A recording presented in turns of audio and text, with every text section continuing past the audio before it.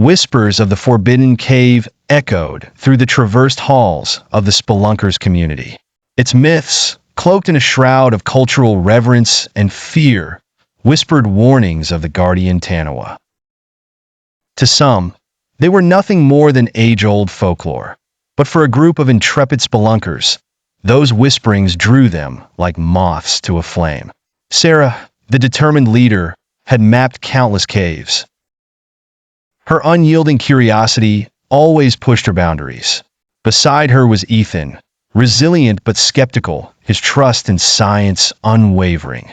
Behind them were Yasmin, the empathetic history buff, and Tom, whose youthful exuberance often led them into the unknown.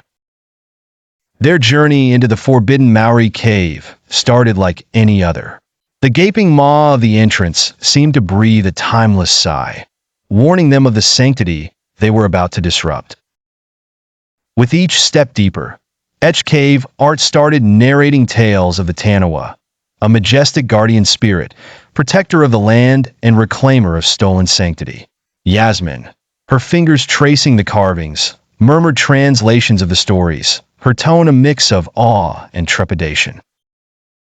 Suddenly, they found themselves in a vast cavern adorned with bioluminescent fungi, painting the space in an eerie blue luminescence. At its center lay an ancient altar made of stones and bones. They weren't just intruding, they were desecrating. Tom's eager movements dislodged a piece from the altar, sending an echoing crack through the chamber. The bioluminescence dimmed, and the cave's temperature plummeted. Ethan's scientific explanations wavered as the ground began to tremble. Emerging from the darkness, the taniwha materialized. A colossal form, reminiscent of dragons in shape, but different. Ethereal, merging elements of water and darkness, its eyes glowing like molten lava. It wasn't a mindless beast, but an ancient entity filled with purpose and rage.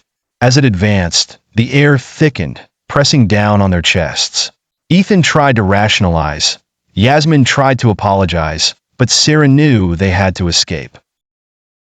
She signaled the scramble towards the exit, their footsteps chaotic against the trembling ground. The taniwha's roar, a fusion of thunder and sorrow, reverberated through corridors, the very walls crying out in pain.